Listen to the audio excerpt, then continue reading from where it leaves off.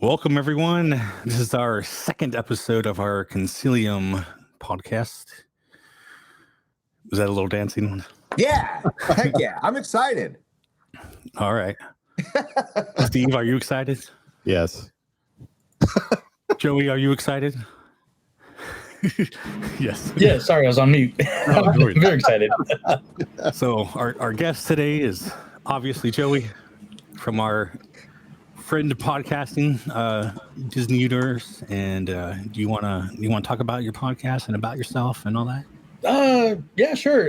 Yeah, I've been doing the Disney Universe for 7 years now, and we talk about everything in Disney Universe, not just Disney in the parks, but we also talk about like Lucasfilm, Marvel, Pixar, Muppets. Not so much lately, but even like Disney themed video games, music, whatever albums coming out, trip reports. So we hit as much as we can. So Nice. and building up YouTube and all that good stuff. So Oh yeah. I've been watching a lot of your videos, especially when you go live. Something we haven't done on the podcast anyway. yeah, it's a whole different animal. Yeah. I've done a few of the sign buildings live with Steve. Yeah. That's pretty fun. They are, but they're long too. Like two were like hour and a half, one was 3 hours. So You're building something. yeah, I mean that's the thing is, yeah, And the editing is easier. You just stop, play and go. yeah, it is because then you can screw up and then fix them. Yeah, exactly.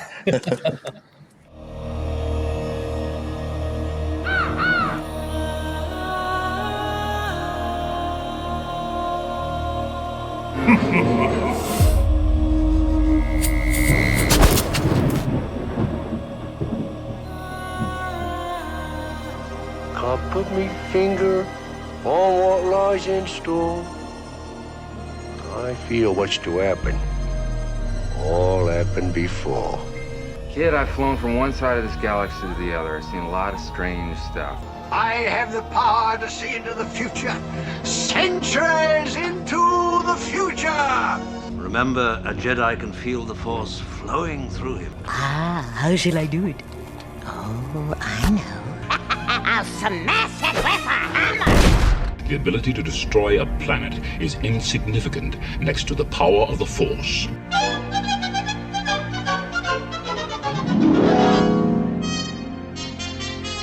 Perhaps Madame Leota can establish contact. She has a remarkable head for materializing.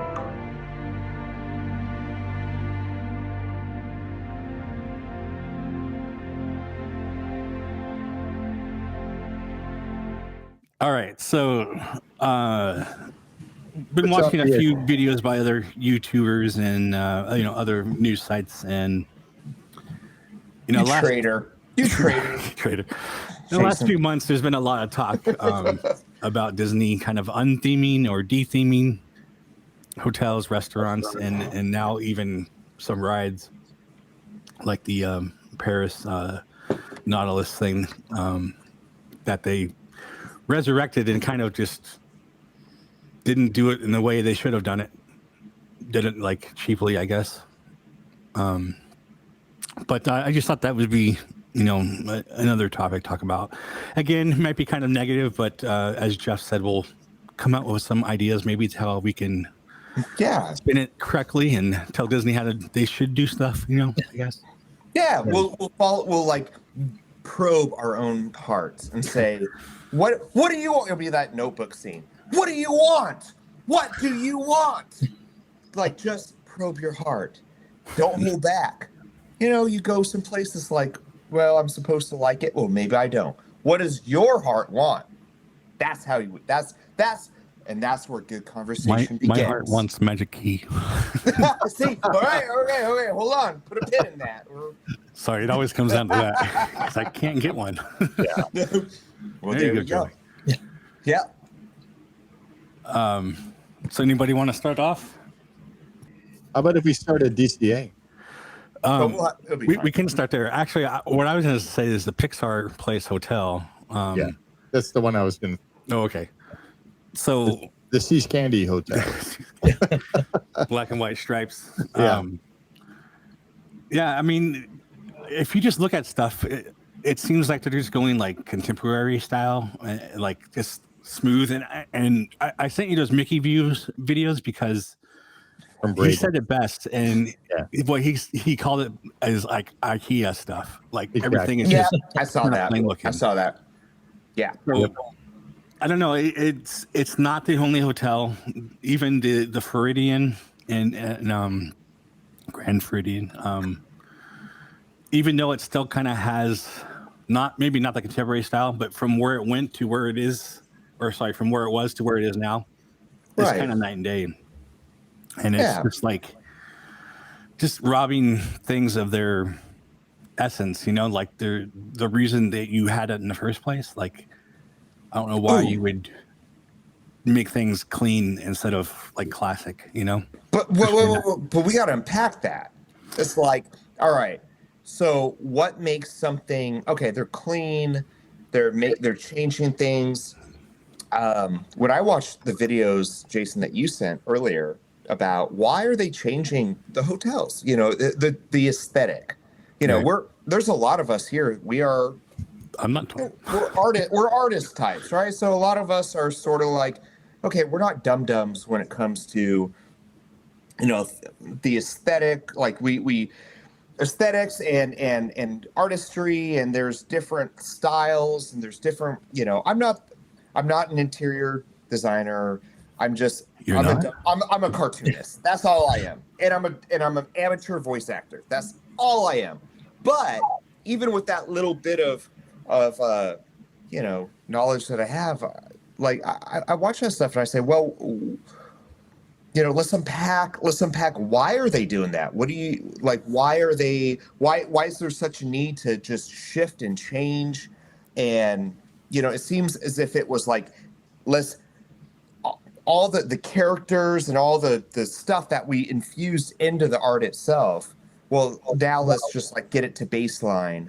Like what do you think people are just tired of the experience? Is there just a need to constantly change the aesthetic of a hotel, or what do y'all think?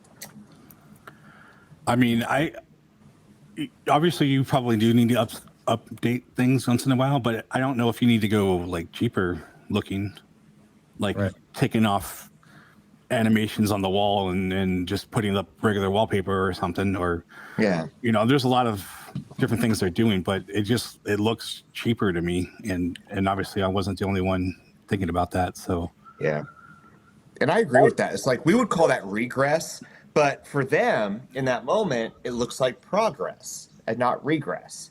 And I think that was maybe my question behind the question is like, why is it that when sometimes progress happens, it doesn't look like progress? It looks like a step backwards. And what is behind that? Like, what is it behind changing everything up that for us and for maybe the masses at large, it feels as if, wow, this is a big step backwards. But for them in their own minds, I'm sure they don't feel that way.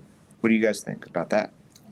I was kind of thinking that maybe they kind of go plain is because it's easier to switch over multiple times rather than doing like a full, I'll just say like Art of Animation style hotel with, cars of Little Mermaid everywhere in your face.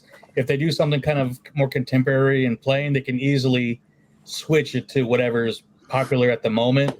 And then once that kind of maybe goes away, then they can easily transition back to something contemporary again. Yeah.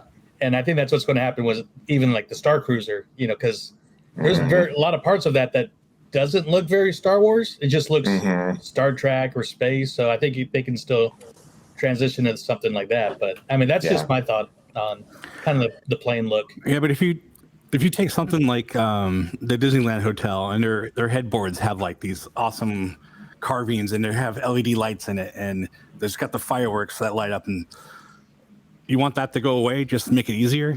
Like it seems. Well, like, I don't. No, that's what I'm saying though. Like it seems like it's like taking the easy way out. Like you think maybe things shouldn't be easy on them. Jason, there's no easy way out. Bump, bump, there's no shortcut home. That's a Rocky. It's a Rocky, like I think that's Rocky 3, 4. I don't know. Anyways, but when I watched those videos, it was I sort of understood why, from a business perspective, you would. Here's what I think. I'm just gonna lay it out. Here's all my chips right here. Here's all my chips. I think we've really lost, and I think when it comes to art has become commercialized, and I think I'm going to open Pandora's box when I say this, because okay, if we have a very neutral aesthetic and we just overlay the characters, if we just have stickers, you open a drawer and it's like, oh, hey, it's a sticker. You open a closet, it's like a Disney character, but it's only like a sticker. Stickers can be ripped off. But when you actually invest in the deep art, and the foundation of that art is a certain like commitment to the aesthetic of, let's say, Beauty and the Beast or Mickey or whatever it is. Okay, when you have to go rip that stuff out of the wall, that's a whole deal, and that costs you a lot of money, and then you have to redo it. But if you can just have a basic, sort of vanilla, hey, this looks like any other hotel that you go to Vegas, and it's like that looks, you go into you book a room at Disney Hotel, and it looks like every other Vegas hotel, but then there's a Mickey, like a Mickey sticker on something, and you're like, oh, cool, there's a Mickey sticker. Well, that makes it magical. It's like it doesn't, though. It just doesn't. Yeah, so, I mean, go ahead. Well, I was just saying, you hit it on the head. They're making them ordinary hotels, so why would you pay more money to go stay at a Disney hotel if it's just like any other hotel? Oh, I wouldn't. I mean, I wouldn't, and I don't. When I go to Disney, I'm poor, so I typically. Yeah, I don't either. I mean, I would love to like go stay at the Grand California, but that's like $500 a night, so at least. Gosh, I should tell. Yeah, I should ask Hannah what. So about a year ago from tomorrow, we got married, and so my anniversary's tomorrow, and we went to Disneyland. Was Happy our anniversary. anniversary. Thank you. Oh, thank you very much. I'll send you a text tomorrow. Yeah. Thank you. But we stayed we didn't stay at the Disneyland Hotel. Like, I definitely did go to Goofy's Kitchen. Oh, right. But we it was about 5 minutes of a walk, and it was so beautiful. Where did you guys stay? Gosh, I don't know. I gotta text Hannah. Hold on. If it was like, like a 5-minute walk, then you're one of those outside properties that's right across the street or something. But it was beautiful. Like, we went in there, they treated us well. And because it was our honeymoon, they actually put Mickey and Minnie dolls right on the bed just for us. It was beautiful. The gift shop had Disney stuff to buy, and for me, like, one of my most fondest memories have been going to Disneyland, like 95, 96, around 1990, that kind of era. And there were just like, the gift shops were so cool as a kid. And it felt like the hotels were an extension of Disneyland itself. And now, like, we went into Goofy's Kitchen, and this is the Disneyland Hotel. And I said, because we've stayed there when I was a kid, like, multiple times. And it felt like it lost a lot of that extension part. It felt very plain and bland. And I hate to say it, but now that you bring up this topic, I'm like, well, I guess I have to admit something. And it just did. I was like, where's the gift shop? Where's the, I remember staying at the Disneyland Hotel. The last time was in 2004 or something? 2005. And it was the same. There was a big gift shop. It felt like you were part of Disney. But then when we did Goofy's Kitchen in the Disneyland Hotel last year, it didn't. I was like looking around, like, where's the Disney stuff? I just don't see it. It's funny how you mentioned gift shop, because one of the other big things that's been kind of transformed to this contemporary look is Downtown Disney. Yeah, And Jazz Kitchen is a good example. Don't get me started on that. Well, and the thing is, their own store, their own World of Disney, does not fit into their contemporary style. So I'm wondering if that's going to get like totally transformed, and you'll never have this. They redid the whole inside. But like the whole outside aesthetics is World of Disney. Like that doesn't fit their thing, and I don't know. I'm just thinking everything's going to get rebranded on the outside now. So I'm curious what Joe thinks. Like, so it seems as if, Jason sent us a bunch of videos to watch, and it seemed as if once upon a time, well, when it came to the hotels, Disney would hire their own Imagineers, right? So it was like, hey, let's make the hotel not only an extension, an experience from Disney itself, but let's also make it sort of unique. So a lot of it was like big Jersey money, like East Coast Jersey, especially Disney World. It was sort of like, let's capture this aesthetic and let's make it cohesive and let's go all in. And now I think the complaint is, as they're modernizing things, it's eclectic, but not in a good way. It's not like an intentional eclectic aesthetic. It just seems lazy. And I don't know. I agree. And I totally agree with you. And even what you're saying before about how, the gift shops and theming back in the day, excuse me, reminded me when I'm going to age myself here, but the ultimate theming, because I grew up going to the KOA campground. That's how we did Disneyland growing up. And they totally themed that into a parking structure. So, yeah, I mean, that's king theming there. But no, I think because even the non-Disney properties were, like you said, an extension of what Disney was doing with the shops, even like the arcades and everything felt like Disney Vacation Land, which was next door. That was completely, Chip and Dale would come over and do little dance parties. But yeah, I mean, I have not seen the new contemporary look yet of Downtown Disney. I will soon. But I mean, I love the theming of the original Ralph Brennan's Jazz Kitchen. And I've seen pictures of it, and I hate it. Yeah, yeah. It's not jazz anymore. Yeah, no.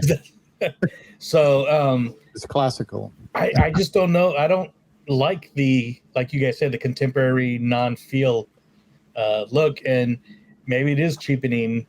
It's definitely cheapening the experience and look. Like the Disneyland hotels. I mean, we only got 3 of them, so I don't think there'll be as much as there'll be in Florida because they got.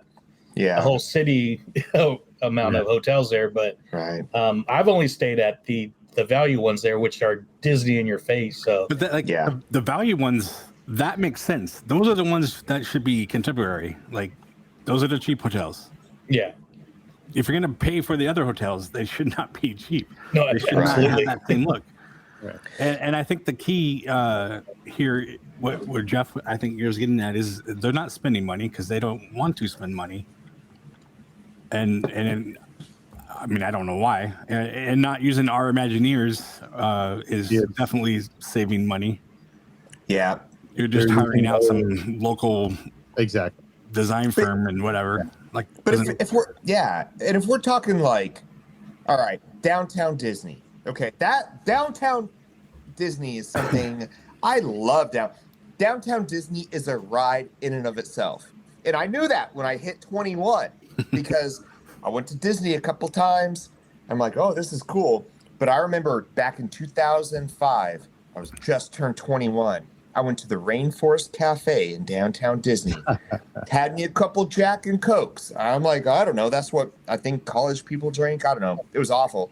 But it was sort of like changed my experience went back in the Magic King or the Disneyland. And I was like, wow, this really is the happiest place on earth now, but what was cool about Downtown Disney, it was an extension of Disney, but it was not. So here's how I think about it. I think Downtown Disney is like a playground, and you have all these different kids playing around, and Disney, whoever is there's got to be some Disney school teacher that needs to oversee Downtown Disney, because these aren't just a bunch of latchkey kids here be like, okay, kids, do what you want. And I'm going to be like in my cell phone and not care. There has to be like a cohesiveness to the aesthetic of even downtown Disney where you're like, okay, everybody, I know we're all different here, but this is what's called downtown Disney. And so at some point in some way, this has to be an extension in the experience of Disney. It can't be so far removed where, it still, there needs to be the problem with if you forced it too much, that's not downtown Disney either. It has to be kind of this a breath of saying, this isn't Disney, but it's sort of Disney. And that's a hard line to walk, I feel. All right. So the next one on the chopping block is going to be like Tortilla Joe's. And that has a little, Spanish flair to it. So that doesn't fit in. Your Rainforest Cafe wouldn't fit in. So no, it does. It does. No, not anymore. Right. Even though it's Star Wars desk now. Okay. If you want to just add a little satellite tower at Star Wars, I guess. All right. You're right, Jason. Rebel base. Yeah. I'm just saying all that stuff's going to have to go. But in that the essence of what you're saying is this should look similar to this. How is that Disney? When you go inside Disneyland, you don't have each land look similar to this and this or this ride is. They're all different. They're all themed different. What's wrong with having a restaurant theme different? I don't understand that. Why does the whole downtown Disney have to be cohesive? But, maybe it doesn't. Maybe I'm wrong. What you want? In my head, it doesn't make any sense at all. Why would you want everything to look the same? I don't think that's what I meant. I felt like I just mean that's where I think Disney's going, at least with certain things. Obviously, they wouldn't do that inside the park. I freaking hope not. Yeah, I see what you mean. Okay, I remember loving. Oh, go ahead. Sorry. No, you go ahead. I'm done. Oh no, I was just thinking. I remember loving the idea of California finally getting a downtown Disney after seeing so many videos of Florida. Yeah. But now you look at Florida. Now it's Disney Springs. It looks nothing like it did when it first opened. It's like an outdoor mall of just fancy shops and restaurants now. Right, but they don't look the same. Exactly. But that's what I think Disneyland's doing now. Yeah, that's what I'm saying. It's a fine line to walk. It's because you need diversity, but you also need cohesion, to some extent, and not big. But you don't want to feel like, oh, I stepped out of Disneyland and all of a sudden, this is just a weird free for all that takes me out of the experience of Disney. And I think Disney Springs, we went a few years ago, it sort of was I expected it to have that same sort of Disney feel. And there's a giant gift shop of Disney, but the rest, it felt like a giant outdoor shopping mall. It didn't really feel like something connected to Disney. And I don't know, to me, it just seems like that's a tough, I don't have answers to this stuff. I just think that's a tough balance. Theirs isn't in the smack of two different parks. It's kind of separated. And it is an outdoor mall. I mean, so was downtown Disney, but it still has, the connection because it is right there, and you can just walk from your hotel to that, and straight into the parks, and we don't have a spring, but we have a monorail that goes by, trams and everything. I'm just saying, I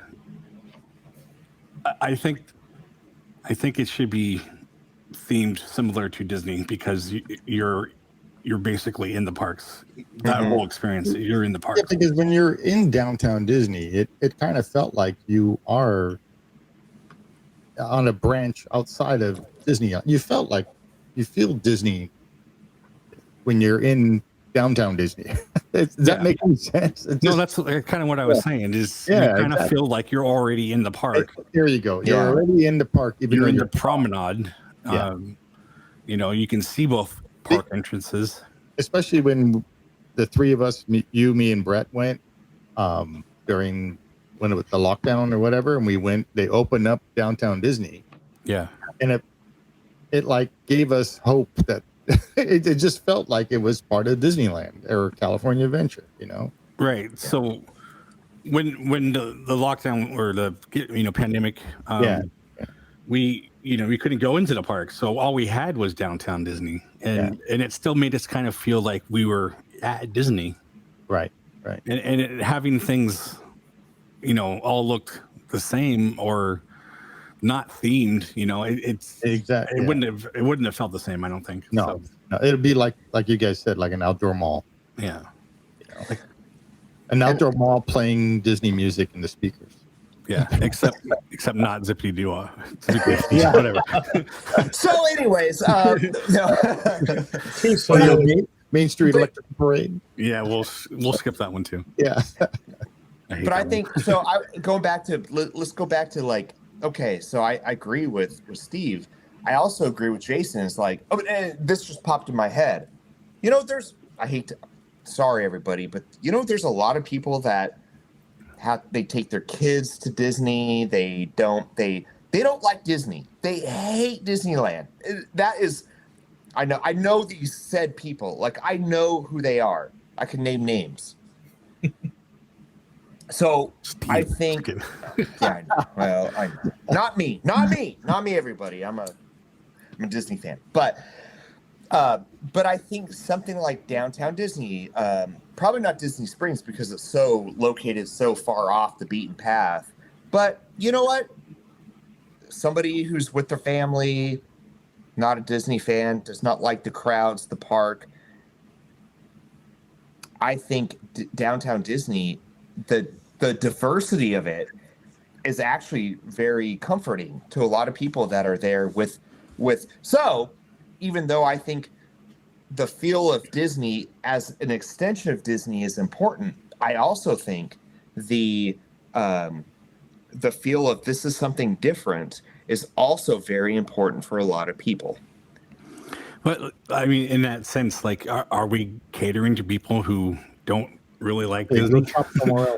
There's a lot of them, and they're drug, and they're there with their families, and they're like sitting there in a line, and they get overwhelmed, and they're like, "Look, I need a break." I'll be honest, that happened to me one time. It happened last year where I was just tired. I'm beaten down, and I'm like, Hannah, I'm getting on the monorail and I'm going to downtown Disney. Because why? Because I need a change. I have a pass and I can. and she's like, okay. She's like, I'm going on this ride and I'll see you there. I said, wonderful. And it really was just this breath, like this sort of like time out from the Disney park. That's what Abe Lincoln's for. You're not wrong. I've heard that so many times. I know, but I didn't know at the time. Who knew? I'm a dummy. Get a nice break in there and learn some history at the same time. Yeah, let's go to our guest. I love Abe Lincoln.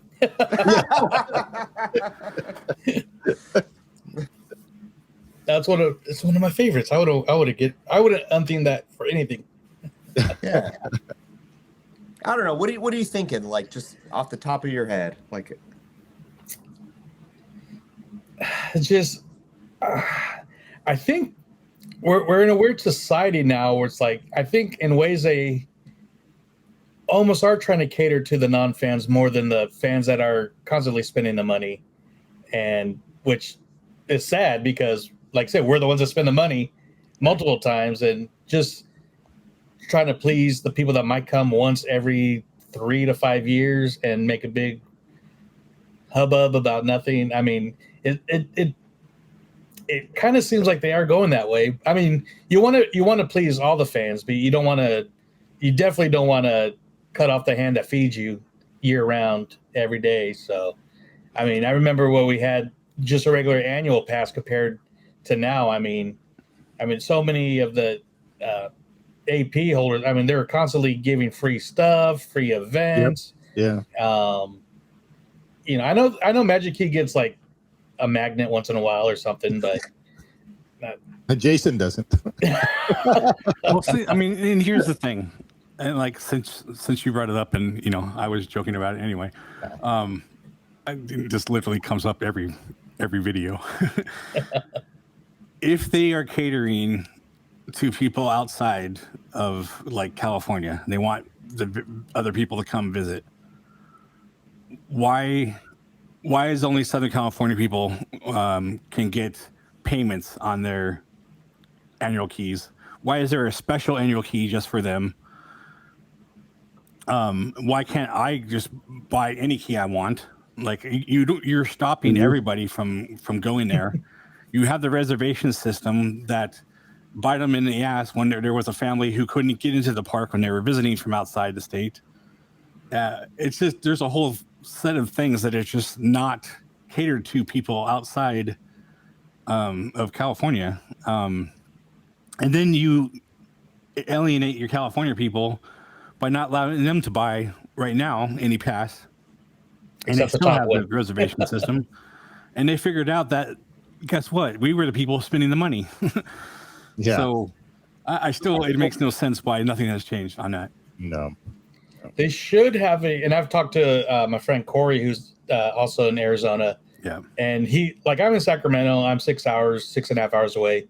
He's in Chandler. He's about the same amount. He's about an hour from me. Yeah. So, and he's like, and up here in Northern California, we get payments as well, which is, cool being in California. But why can't they give, people in Vegas or Arizona, like a At regional neighboring states? Exactly. I think I've been saying that for years. But it is sad that the only pass you could get right now is the highest one, which I'm kind of being talked into getting. So, well, I mean, okay, so we're about maybe the same distance driving wise, but yeah, as many times as we're able to get down there, which I'm guessing 3 or 4 times a year for you, maybe. If that pass is not worth it. No. Like, what are you getting out of it? Maybe we will pay for your tickets, but not much. I mean, that won't pay for me. I mean, no. Like the one that's worth it for me is the lowest one. Yeah. Because I can go twice and it'll pay for itself.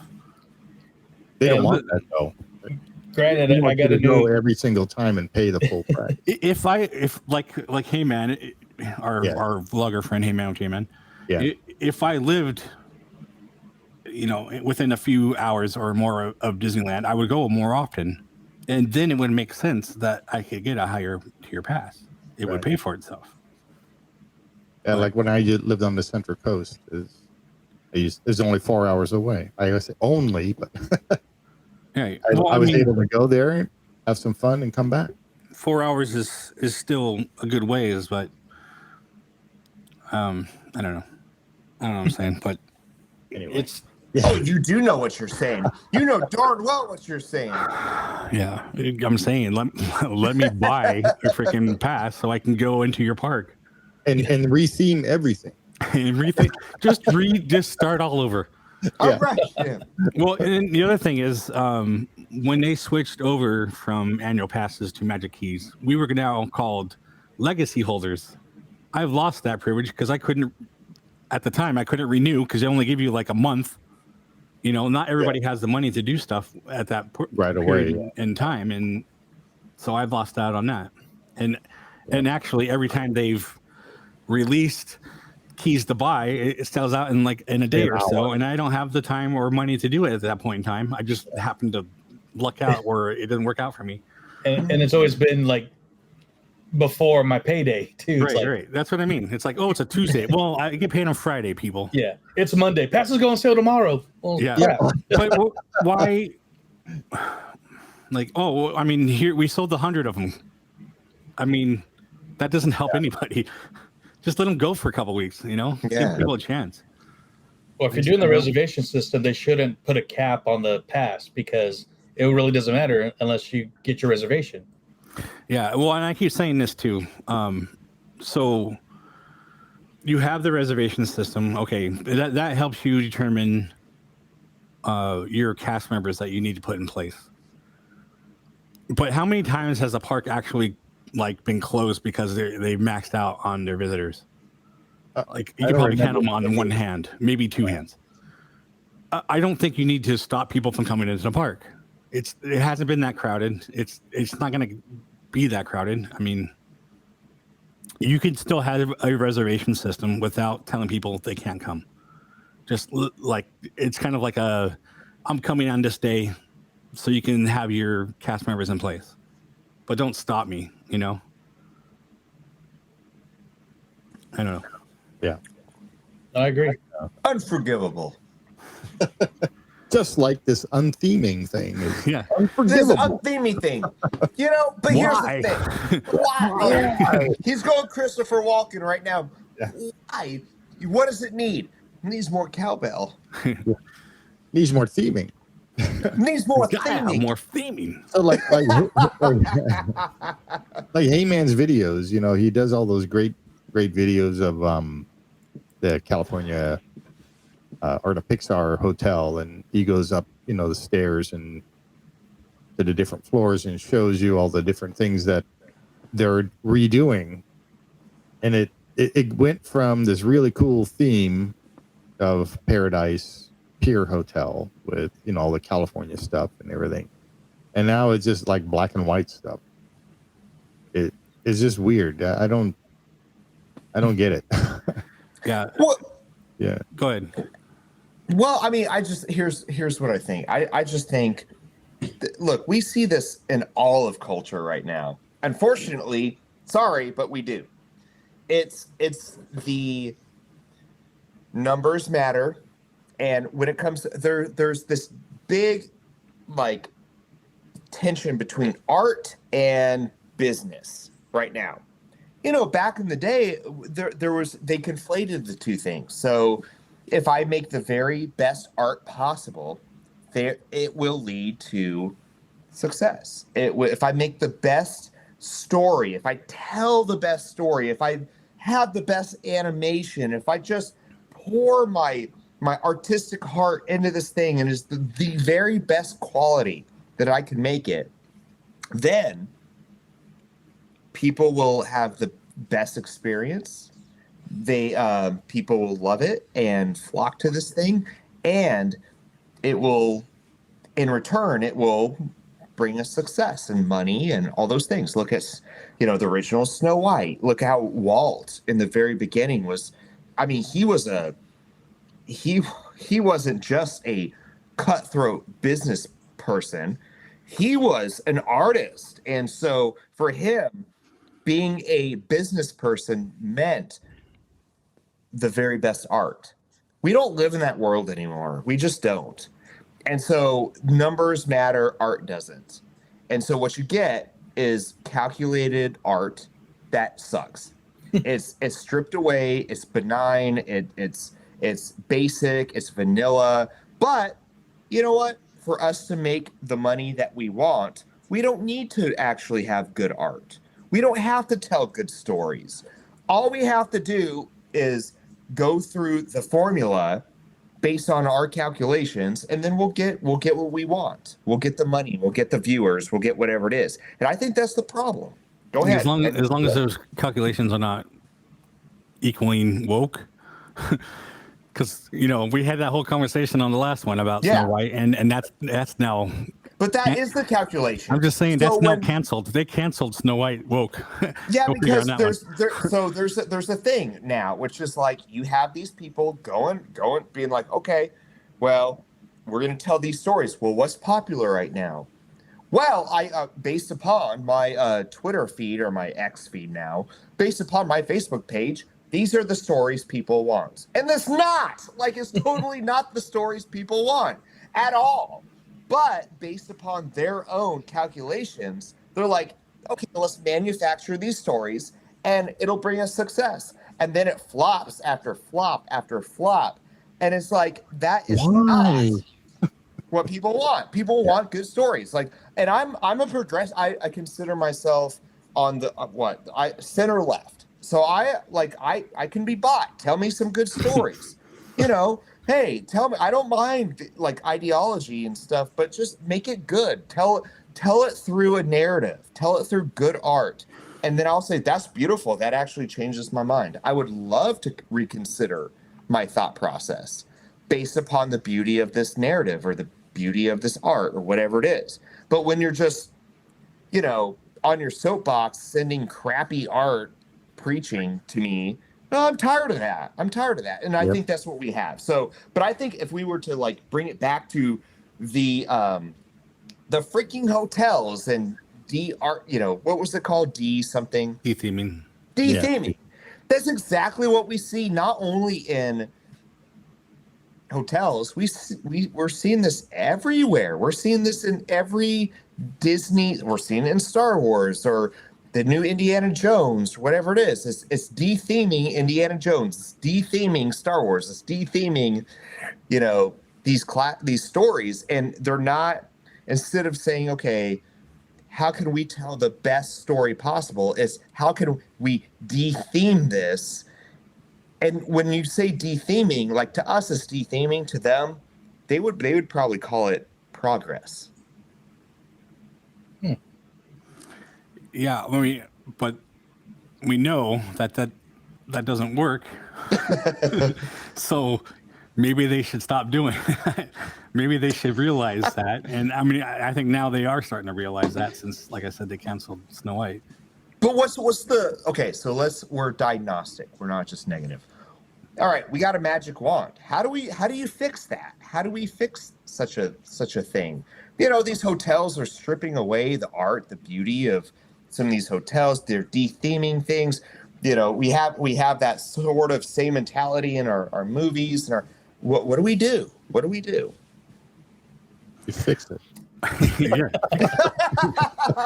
All right, goodbye, everybody. I'll see you. Fix it. Let people buy magic keys and stop messing with stupid IPs that don't need to be messed with. Oh boy. Well, in that one hotel from Braden, Mickey Views, they had Moana themed, and that looked really nice. That looked really good. I saw that. So you can. They're really good at that, at theming and immersion and everything. What do you think, Steve? What do you think that was different there that wasn't different?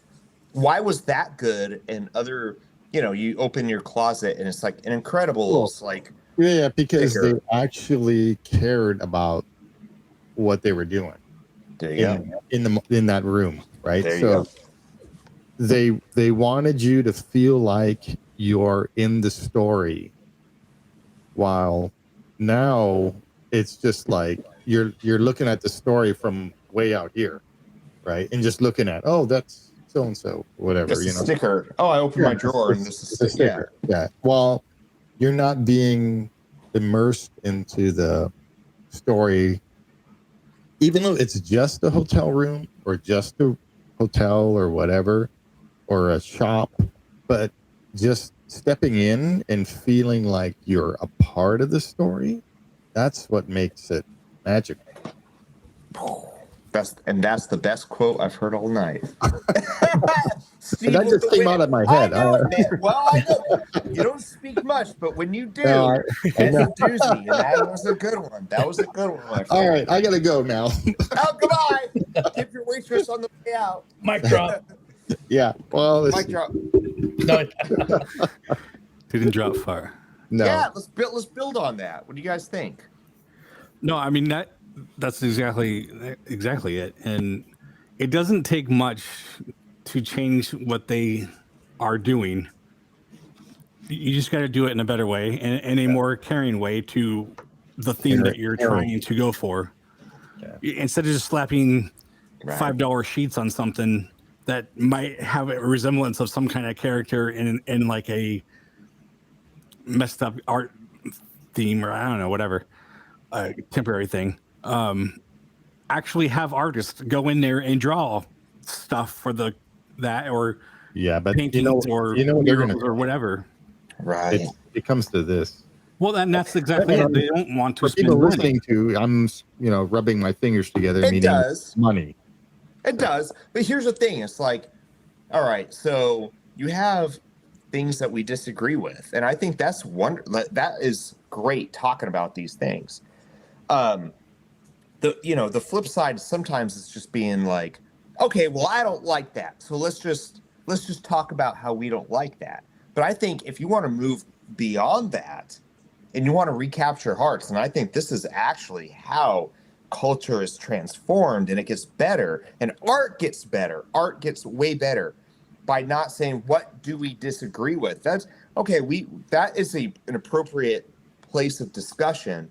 But the bigger thing we should say is, how do we tell better stories? How do we tell better stories? What are the things what would we do that would capture hearts and minds? What's instead of just backlashing and reacting to what we don't like, it's like, okay, well, let's talk about what we would love.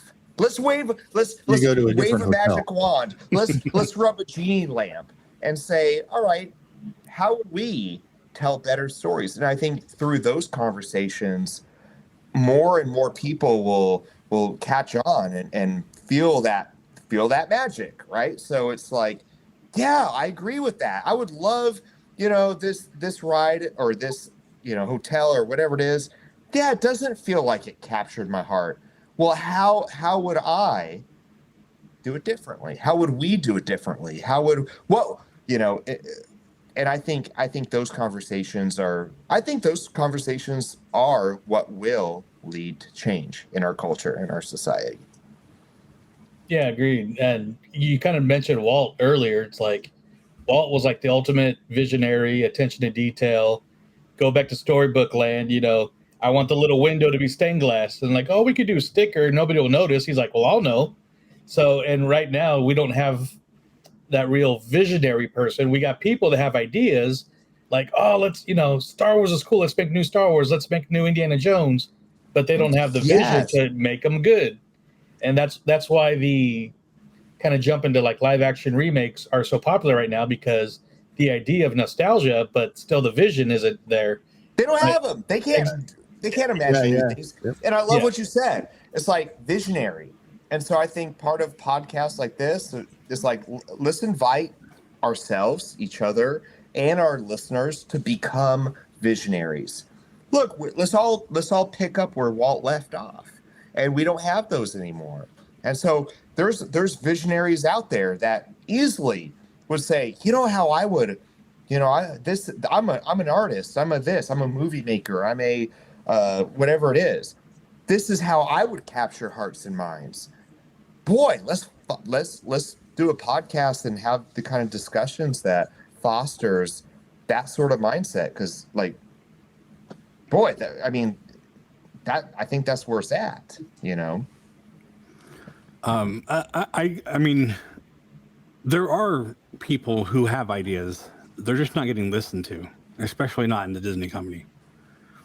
We all know where Galaxy's Edge started, and how many ideas got just stripped away and made into money, trying to be made into money with the Star Wars Hotel. Yeah. We have giant places in Star Wars in Galaxy's Edge where it should have been a restaurant, and it's just sitting there empty. And they took away the Banta ride or whatnot. Just like, you didn't give kids something to do over there. What we need to do? We need to get them on our podcast. Have them tell their stories. Seriously, this is where I don't know if I would be allowed to if they're currently working there, but NDA. But like, but I mean, also they have, when the Star Wars Hotel is getting shut down, a lot of these Imagineers gave Iger some suggestions on like how to change things, or we could do it this way. We can do a different theme every year, whatever. And he was just like, no, we're just closing. No, I can't because I bought Fox. Yeah. So. Yeah, we exactly. Money. That's probably what it all comes down to. Is they still have to pay off Fox. So, yeah. How could we help? I'm not going to help with that. Okay, fine. I can help. Shut up. I can totally help. Just allow me to buy a magic key. Right? There's money right there. Here now. You won't let me help you. So I don't know what to do. Yeah, I think we're figuring it out, and I don't think that's a bad place to be either. You gotta beg like Jerry Maguire, help me, help you. Yeah. Show me the magic key. Yeah. I just, like I said, there's little things that can be done here and there. It wouldn't even cost much more. You have regular cast members that can draw. They have them drawing pictures there when you right go there. Get 'em. You can actually watch like them.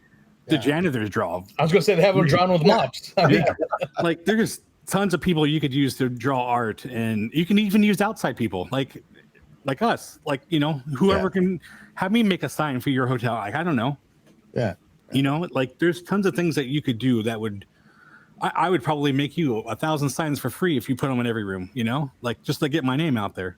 Where can you get those signs at? Fancy that you asked, my friend. Link in the description. Yeah, I'm just saying there's tons of artists who would love to like draw a mural in a hotel room or something, just to be like, look, my mural's there. That Mary Blair over in the Contemporary, right? Yeah. Or even in Tomorrowland, they had this Small World mural that she had, which was covered up by tile. Yeah. I mean, how cool would these look at Trader Sam's? I'm just saying. Oh, who made those? Who's that guy? Who's that stud that made such a thing? Available in multiple colors. What? Multiple colors, you I have a say? black one right up here, actually. No, it's right up here, right there.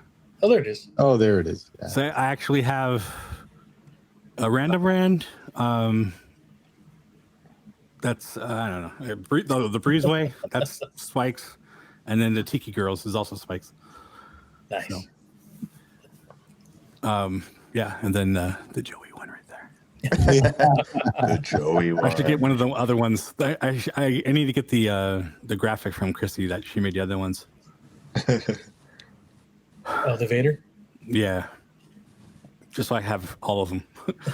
You guys are so talented. All of y'all. All of y'all are so talented. I mean, so are It's you. awesome. You just have it in a different form. Yeah, It's called art. We're talking about art. It's all art. Yeah. It is. It's true. It's true. All right, guys. Hey, I have to leave. Oh, Yeah. really? Okay, like I said, that's news to me. It's Yeah, not we're as just if- gonna it's make not fun of as you. if, like, on a text message, like an hour ago, I knew this beforehand, and this is I'm totally in shock. And You're actually 20 minutes late, so I know. I just saw the time right now. I'm like, oh. I feel the sudden urge to shame you. I don't know why. It's as if we've maybe talked about this before, but No, I take blame. So No. This guy skipped a video for a barbecue, and we can give him shit. Yeah. all right. Hey, Joey, it was Steve. great meeting you. it was great meeting you. Hopefully, we Look can do it forward to doing again. this Yeah, absolutely. Steve-O, And- you have a good night. Well, special for Jeff and his wife Hannah. Happy anniversary tomorrow. Thank you I'll very text much. you happy anniversary. So. Yes, thank you. Thank you. And Jason, I'll leave it to you. Goodbye. Goodbye. See you guys. Thank you for coming in. What a definitive, goodbye. Boom. Goodbye.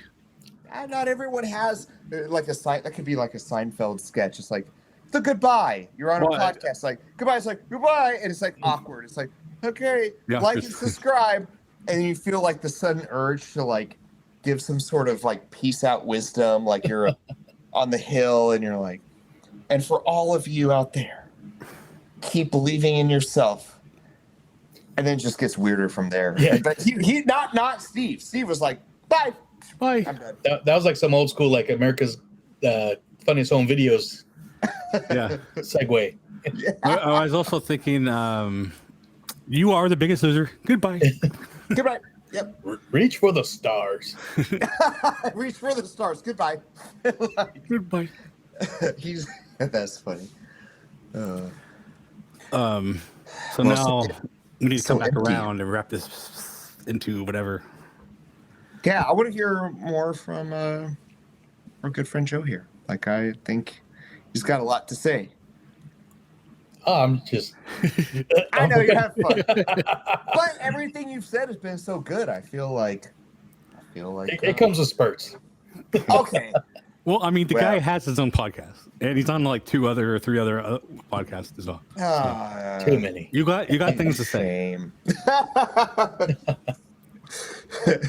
I know the feeling. That's good. Let's talk a little bit about something that may be a saving grace in the Star Wars community, Ahsoka.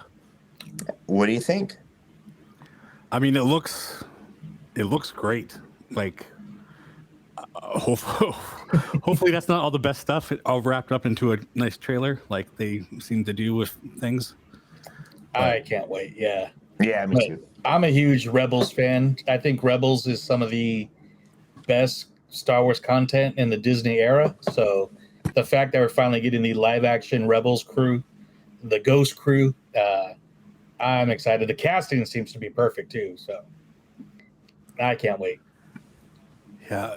I mean, there's been a lot of talk how it's going to save Star Wars and even Marvel, like just the whole Disney Plus. It's all going to be saved by one show. What do you think about that? And do you think it has heart? Because let's go back, like the last, let's look at the last Mandalorian, where Luke came back. Was it season 2? Like people are crying, like, oh, but you could tell there was some heart to that stuff. Do you think? To me, it seems when I watch the trailers, I'm like, I think this has heart. I just do. Yeah, if this is a traditional Dave Filoni complete show, it will have a lot of heart to it, some tender moments. Yeah. I think there's going to be a lot of nostalgia too. I think we might be possibly seeing Ahsoka's master at some time. So, ooh boy, I know that's a deep. That's a hot take. That's a hot take. Wait, who's that? You heard it here, y'all. So if you don't know who Ahsoka's master is, go watch Clone Wars. Yeah, go watch Clone Wars. And this is Favreau not involved in this at all? He is as a producer, but this is mostly Filoni writing, producing. I think he's directing not all the episodes, but some of them. Yeah, that makes me feel good. I mean, Favreau's awesome as well. I've liked a lot of the stuff he's done, even before he even became a part of any of the Star Wars shows. Yeah, he started that guy behind you. Yeah. Yeah. I mean, yeah, that started it all right there. Yeah. So not that version, but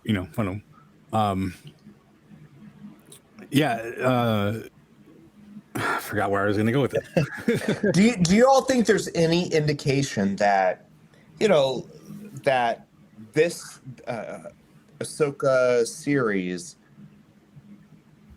was paid attention to a little bit more? Like, how Disney is, like, especially in the Star Wars, it's like the way they crank out Star Wars is, but every once in a while, like, you would have thought something like Kenobi would have been something they would have slowed down. I felt that was the most rushed, Yeah, there's bits and pieces I like, but but they do something called, I forgot what it's called, but it's where they film a bunch of different scenarios, a bunch of different. It's like, it's not storybooking. It's something. It's a weird term, but they will film tons of, it's almost like pick and choose your own story. Choose your own adventure stories. Yeah, that's what it is. So that's how they film that stuff. So they should have just made it that and then gave us a button to click. They don't. So what they do is they'll film like a gazillion different scenarios, different stories, and they will do test screening after test screening after test screening. Right. And then whatever is most popular amongst, hits the markers, that'll be the one that puts it, they'll put out. But the problem is, going back, no heart. It's all just formulaic.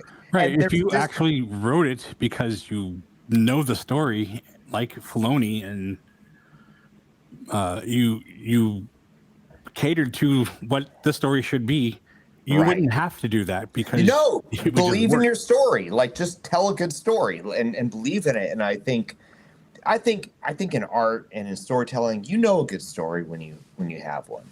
And yeah, you can tweak little things, but when you're like totally filming just such a gamut of different things, and then you have test screenings telling you what to do, that's basically like AI.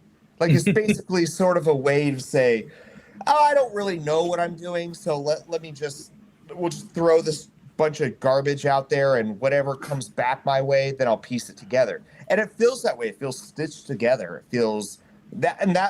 So, but I don't. Okay, I'm going back to Ahsoka. It feels as if, okay, I'm gonna pull down my mask, and I'm gonna be a little bit vulnerable here. It's like I'm sort of getting excited, you know. I don't know. I think it might be some good storytelling. I'm not sure. Yeah, as long as it's Filoni's story, I think it'll be good. And it's just weird because we're in that age of Star Wars where not everybody's going to be happy with everything that comes out. That's and, what yeah. And a lot of things, everybody's like, "Oh, this is going to be the greatest ever," and then 40%, 30% are disappointed. So they're the loudest about, "Oh, that was crap," and Star Wars sucks now, and all this stuff. Well, so clearly, we don't know what the fuck we're talking about, because if you look at The Force Awakens, we're like, "Oh, you made it the same as Episode 4," and then we expected the next one to be like Empire, but it wasn't. And then we're like, "Fuck, what the hell's going on?" Yeah, like nobody actually expected everything to be the same, but we all said that, or not all of us, but the people. The people who are probably the same ones they're showing these shows to in their test screenings, they don't know anything, like. Well, the problem with the last 3 movies is like they were just handed off. Well, like that's the thing. There's no heart. You had J.J. Abrams do one movie, and then and Rian Johnson hates, like, he's a subversive type. He doesn't even like Star. So what he does is he says, this is his shtick. Rian Johnson, and he does it well. I love Knives Out. I think that was wonderful. If he's making murder mysteries and he wants to be subversive, like, oh, you think it's going to go this way? Well, heck with you. I'm going to take it this way. That's what he did with Star Wars. So he actually, like, they had a sort of cohesive narrative in which they were going, but they gave it to Rian Johnson, and he said, no, thank you. He did exactly, when Luke got, the lightsaber, and he tosses it. Yeah. That was literally a great picture of what Rian Johnson did with Star Wars as a franchise. Right. He looks at it and goes, nope. And so that's what he did. So instead not only did he do that to Star Wars, he basically took J.J. Abrams' movie and said, your whole shit was trash. Yeah, your whole thing trying to find Luke and give him back the lightsaber, it's no big deal. Nope, that's what he did, and he totally derailed the whole thing. So, oh my gosh, where do you go from? And baffles my mind. How the heck do you have this multi-million-dollar franchise, and you don't put the thought and the value into it to say, we have to? This is very precious property. Before we even greenlight movie 1, 2, 3, we have to have every single line, every single script, every little thing in order. Because if not, then they're like, nah, we'll just make it up as we go. Right. And that's exactly what they did. You got to have a cohesive story in a trilogy. No. I mean, I know people will complain about the prequels, which I still love the prequels, but it was 3 continuous storylines. Yeah. From one mind, Yes. And you may not have liked them, but at least they're cohesive, and they parallel each other. But that's like Disney. This is where, here's the deal when it comes to big movie executives and writers and directors. We all kind of put them on a pedestal as if they're like deity. Like, oh, these people, they're making this stuff up as we go, just like we all do in our own jobs. There's times I have my own job, I'm like, oh, I'm tired today. I think I'll just phone it in. Well, they do too. And guess what? The difference is we get Rian Johnson's, we get Return of the Jedi, whatever it is, The Last Jedi.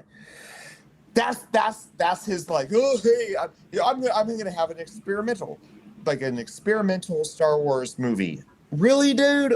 You think this is the best? No, I'm going to play around a bit. You are? Really?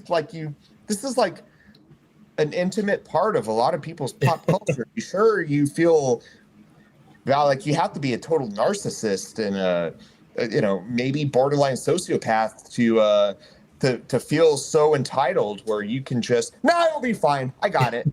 and before the sequel trilogy, I'm a big fan of J.J. Abrams. Was a fan. Still, I'm a fan of Rian Johnson. I love Looper. I love Knives Out, man. That's Knives Out. movie. Those are great movies. But the second George Lucas sold it, I'm like, and they're saying we're going to make new films. I'm like, all right, Star Wars has now become fan films. No matter and there's so many different Star Wars fans. I mean, you can tell, people have gotten different views of the Force, the dark side, and all that stuff. I mean, you could clearly see, because I still say Last Jedi is a good movie on its own. If you're not a Star Wars fan. But not in the middle of a trilogy. No. So. Yeah, and if you're not a Star Wars fan. I have friends actually that love that movie. And I'm like, why? And they're like, because I don't like Star Wars. I'm like, there you go. And I'm in the middle. I'm not the biggest Star Wars fan. So I'm sort of open-minded to that. Like I love Luke, but I love Luke. I'm a Luke fan. I just love his character. I love the hero's journey. I'm a big Joseph Campbell guy, and I love how George Lucas stuck to the hero's journey, and now, you have such postmodernistic storytelling in this new stuff. Yeah. Where it's like it just loses the classical Star Wars feel for me. But going back to Ahsoka, that's why I'm super excited for Ahsoka, because that is the ultimate hero's journey. All written by Dave Filoni and came up by George Lucas from beginning to end. We got Ahsoka born, ever since from the Tales of the Jedi that just came out last year. Right. Shows her as an infant. Now we're getting her as a full-blown adult. So cool. So, I mean, if it takes off, where do you think we're maybe Disney would be like, holy moly, we struck gold here. Yeah. This sort of this kind of storytelling. Okay, people like this. Where do you think it could go from there? I think, they're calling it a limited series, and everybody thinks automatically that's one season. I think Ahsoka itself will be at least 2 seasons. And then during Star Wars Celebration, they announced that and this is the Dave Filoni directed film, is going to be pretty much the Avengers Endgame, but of the Mandoverse. You're going to get all the Mandalorian seasons. You're going to get Ahsoka together. You're going to get Skeleton Crew, Book of Boba Fett, and possibly a reworked version of Heroes of the New Republic, which was supposed to star Cara Dune. But I think that's where our Rebels characters might come into it, to do this big movie with Thrawn being the big bad.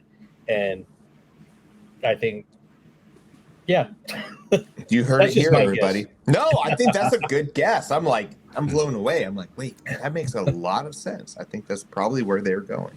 Right. And I think, part of that, like you said, is because this is something that George kind of came up with Filoni, and him selling the franchise to Disney. He thought they were going to stick with his stories, and they just again tossed those out the window.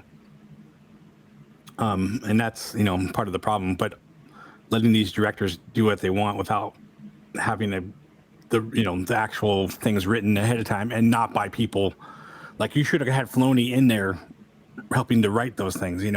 Yeah, I have a solution. Let's just let Filoni allow George Lucas on set and be like, here you go. We're just gonna hey, George Lucas, you get a pass. Like, he doesn't have official say. He just gets annoy people. Well, he does do that. They've He's been on the set of Mando. Kathleen Kennedy has kicked him off, won't allow him very much on set. Yeah. He has been there, but you mentioned that certain person. I could be wrong. So no, but you mentioned a certain person whose name should not be ever mentioned again. But it's all her damn fault. Yeah, she's just screwing up everything. But yeah, she sucks. She's a great producer. I mean, produced some of the greatest movies of all time, but not a great company head on a major. Yeah, I mean, she also doesn't know what the hell she's doing when it comes to storytelling. I don't know the mechanics. Just quit screwing up stuff. Is my Right. thing. It's like I don't care how you're screwing stuff up. Just do better. Indiana Jones, do better. Star Wars, Right. do better. Like, Well, that's just what I'm freaking saying. do And you're better. like, well, where could Ahsoka? Where could that lead to? Besides what Joey said, certain things like that leads to Book of Boba Fett, and then that gets messed up because they just rushed it or whatever. Like, Yeah. oh, well, great. Now we have something we can do with Boba Fett finally.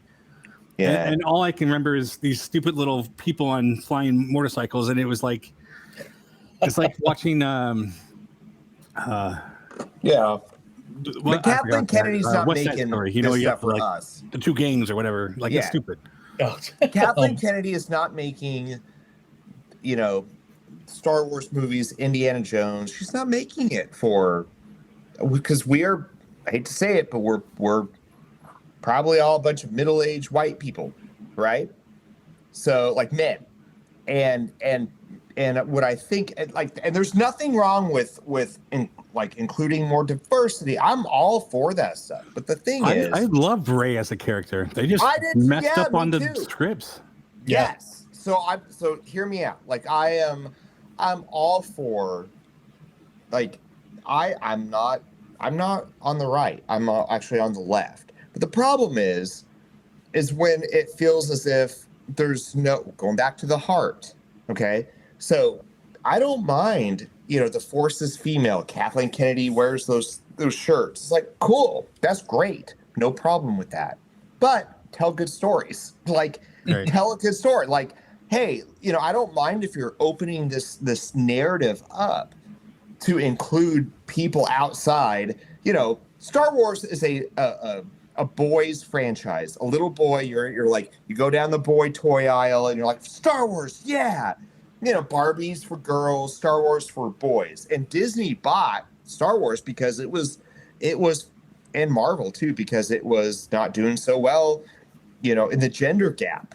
So you had a lot of Disney princesses for the girls, but then they bought Star Wars, they bought Marvel to kind of like, oh shoot, well, because of, we need to have different range. We need to increase our range in this sort of like capitalistic gender marketing thing, whatever. But then they're like, well, let's take these franchises like Marvel and Star Wars, but instead of saying let's make it more inclusive, I think they've actually made it less. I think they've made it. Everything Kathleen Kennedy does is like, okay, it's a white, brown-haired, usually kind of like Ray, what's her name? Phoebe Waller from Star Wars. Like, it's predictable how Kathleen Kennedy is so she's not diverse enough. That's my problem. It's not that she's too diverse. It's she's not diverse enough. Like, you had Finn. Finn in Star Wars was an amazing character. But boy, did they do everything they could to not give that character the range that he deserved, And so that's my problem with Kathleen Kennedy. I think she's so hyper-focused on feminism, like third wave feminism, that she actually becomes she loses diversity, and she doesn't tell good stories, like diverse stories, because it's so predictable. Okay, Indiana Jones is like, he's a depressed old man. Oh, hey, there's a brown-haired white, like, European sort of woman who's gonna put him in his spot and do everything better than him.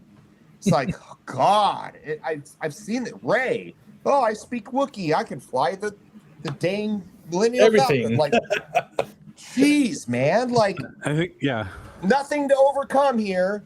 I was born, so therefore. But they dropped the ball, like you said, with Finn, for sure. Yeah. Well, that's the thing. It's like they made Ray so up there that she just overshadowed him and like made him like, oh, like, I don't know what I'm doing around you, and I felt bad for him, man. Like, and I forgot his name as an actor. He's John Boyega. Yes, John Boyega. he's at, I had a friend the other day. It was like, man, I watched this movie with John Boyega. I forgot what it was. The space one, the aliens come down. No, he was like a, oh goodness, I forgot. It was something different. But, the message to me was, yes, let him shine, man. So I don't, I thought, I'm just frustrated with that. It's like, why? I'm frustrated with all this. It's like, why can't Star Wars just tell good stories? And it's okay to be diverse, but I don't think Kathleen Kennedy, is an old boomer. It's sort of like, dude, I don't know, when you say diversity and all, I don't think you actually know what you're talking about. And so it becomes, she just like she doesn't get it, No. She thinks she's doing something and she just it falls apart, and she's probably like, and then she'll blame the fans. Well, you're why just does this not racist. work? You're sexist. You're a racist. You're an ist. It's like, no, that's not it. But it's a shitty movie. It's a shitty movie. And go back to the first teaser trailer for Force Awakens. First thing we see is Finn. Yeah. Oh, new Star Wars actor. He's a black dude. Yeah. He's a stormtrooper. I want to know what about this guy, right. And the whole thing of him defecting, great story. Oh, the best story. Yeah. The most interesting story. And they're like, nah, just teasing. Yeah, then the second movie comes and he's just running after Rey the whole movie, trying to find her. Right. Third movie, maybe he's force sensitive, but we don't have enough time to actually get into that. Right. So that's just kidding. Yeah. we're gonna announce he's force sensitive on a Lego movie, So poor guy, man. Poor guy. Yeah, dropped the ball with his character. I'm sure he wasn't happy. He's spoken out pretty much. I want to kind of go back to Ahsoka a bit, and it's not just Ahsoka either, but getting with the untheming stuff. I love that they didn't untheme anything. Like Ahsoka looks like Ahsoka, Thrawn kind of looks like Thrawn. The other characters look like themselves. They stuck with things, and that's what they need to do more of. Like if you're taking again something of another IP, well, this case is the same IP. But you're taking a story, don't just update it to update it. Like there would be no reason to do that here, and they didn't. Right. But like Snow White, they just felt the need to mess with things here and there, and then they know that didn't work. So I'm just saying, Jason, did they cancel that? They canceled it. Okay. They might try to rework it, but right now it's canceled. It's dead. Hopefully it's dead. That seemed like what a. Iger himself came out and said it's done. Like social media cancel or like permanently canceled? Like gone. Like permanently canceled. But that's what I was getting at last time. Like they canceled the woke. So like cancel culture. Cancel culture. Canceled Snow White. Anyway, I just thought that was fun. Yeah.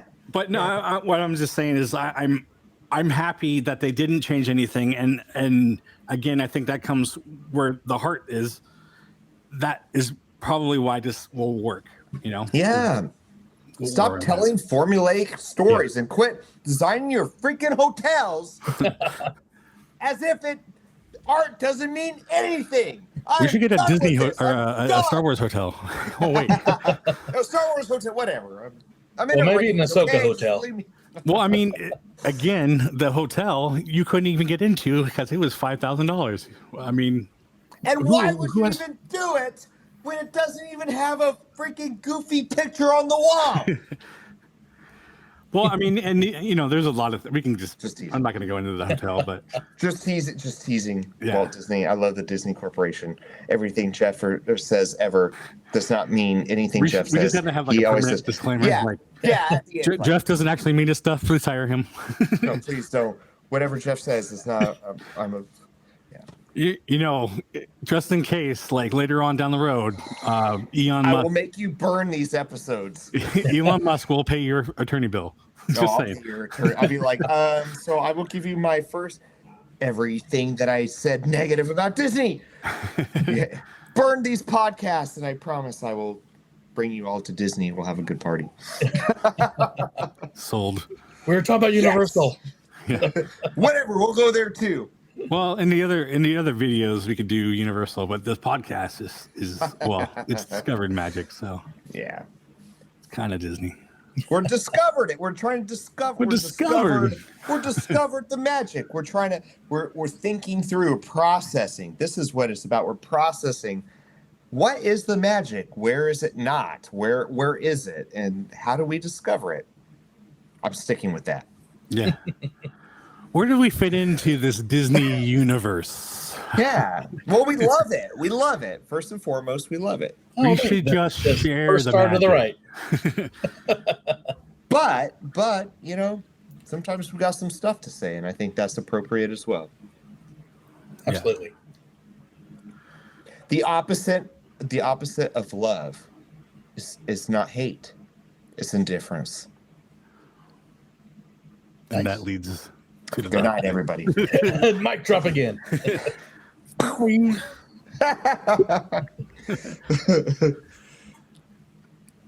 Okay, guys. So I think it's probably a good time to call it. So, like and subscribe if you're watching this on YouTube.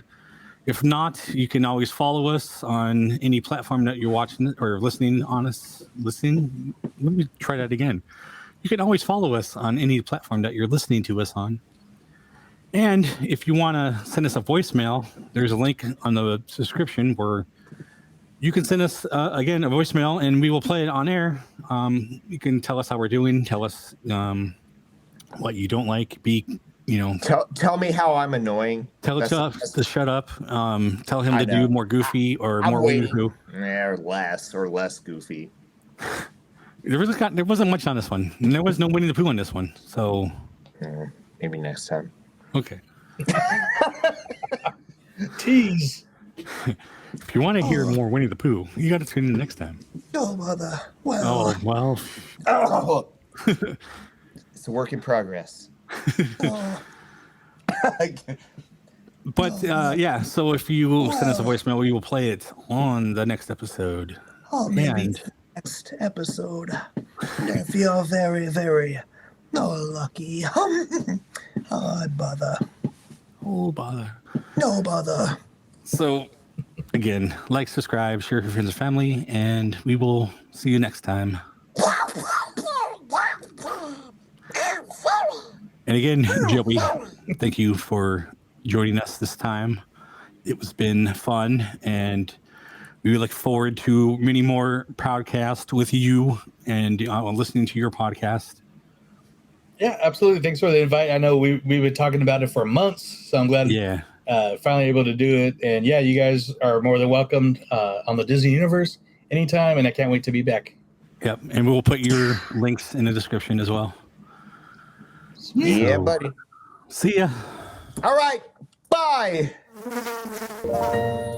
End of line.